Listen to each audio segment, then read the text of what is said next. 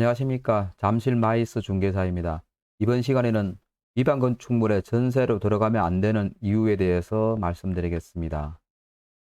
위반 건축물이라고 하면 불법으로 증개축을 하는 경우입니다. 즉 관할 관청의 허가를 받지 않고 증축을 하거나 개축을 하는 경우입니다. 그렇게 되면 건물 외형 자체는 오히려 기존보다 컨디션이 더 좋을 수도 있습니다. 다만 허가를 받지 않았기 때문에 관할구청에서 조사를 하여 건축물 대장의 위반 건축물로 등재를 하는 것입니다. 그러면은 위반 건축물로 어떻게 등재되는지 건축물 대장을 살펴보겠습니다. 건축물 대장을 보시면은 우측 상단에 위반 건축물이라고 노란 바탕에 까만 글씨로 체크가 됩니다. 개인정보 때문에 지머리랑 인적사항은 삭제를 했습니다. 이용해 참고하시기 바랍니다. 이런 식으로 위반 건축물로 확인이 되기 때문에 언제든지 확인을 할 수가 있습니다. 이 건물이 어떤 사유로 위반이 됐을까? 그 내용은 다음 페이지를 보시면은 소상히 알 수 있습니다. 보시면은 이 건물이 16년 10월 13일에 준공이 되었습니다.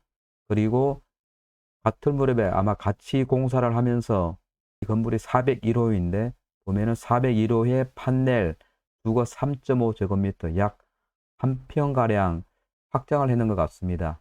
허가를 받고 확장을 했으면 괜찮은데 허가를 받지 않고 했기 때문에 이게 위반입니다. 그래서 앞 페이지에서 보는 바와 같이 위반 건축물이라고 등재가 되는 것입니다. 그러면 건물주들은 왜 이렇게 대장에 위반 건축물이라고 등재가 되면서까지 위반을 할까요? 그 위반을 하는 이유가 대체 무엇일까요?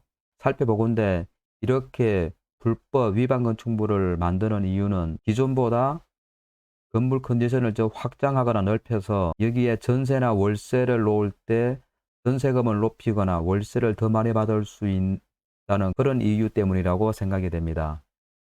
그러나 관할구청에서는 여기에 대해서 원상복구 명령을 하고 여기에 이행하지 않으면은 이행강제금을 원상복구할 때까지 계속 부과하고 있습니다. 그렇지만 소유자들은 위반으로 인해서 거둬들이는 수익이 이행강제금보다 높을 경우에는 이행강제금을 내고도 위반을 계속 유지하고 있는 경우가 있습니다. 또한 이렇게 하게 되면은 이 건물로 인해 가지고 담보대출 같은 은행대출이 막히게 됩니다. 그렇기 때문에 이런 집을 매매를 할 경우에 매수자 같은 경우에는 위반이 해소되지 않는 이상 담보대출을 받아서 집을 구할 수 없는 상황이 됩니다. 또한 전세 같은 경우에는 은행에서 전세금 대출이 안 되기 때문에 이런 집 같은 경우는 전세가 나가기 쉽지가 않습니다.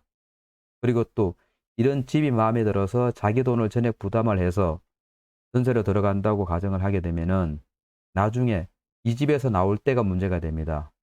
이 집에서 나올 때까지 위반 건축물이 해소가 되지 않으면은 새로운 세입자를 구하기가 힘듭니다.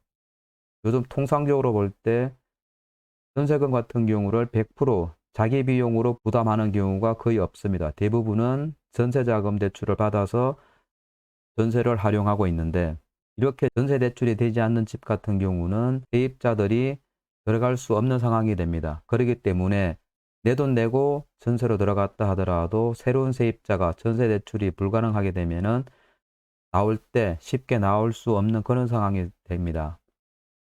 그렇기 때문에 들어갈 때는 쉽게 들어가더라도 나올 때 퇴로가 막히게 되는 경우가 있기 때문에 이런 경우를 대비해 가지고 위반 건축물이 있는 건축물에는 가급적이면은 전세로 들어가는 것을 피하기를 당부드립니다. 그러나 전세가 아니라 월세로 하는 경우에는 크게 문제 없을 겁니다. 예를 들어서 보증금 1,000만 원에 월세 몇십만 원 그렇게 한다 그러면은 1,000만 원 같은 경우는 요즘 쉽게 융통이 가능하기 때문에 그런 부분은 크게 리스크가 없어 보입니다.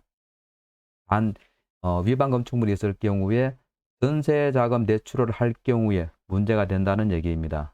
저 같은 경우도 손님이 전세로 살고 있는데 위반 건축물에 들어간 경우입니다. 자기 돈 가지고 들어갔었는데 다른 데로 이사를 가기 위해서 전세를 내놨지만은 건축물 대장에 위반 건축물이 등재돼 있어서 새롭게 들어올 세입자들이 전세 대출을 받을 수 없어 상당한 기간 세입자를 맞추지 못하는 경우가 있었습니다. 그렇기 때문에 위반 건축물에 전세를 들어갈 때 꼭 주의를 할 필요가 있습니다. 가급적이면은 위반 건축물에 전세로 들어가는 것은 피하는 것이 좋을 것이라고 생각됩니다.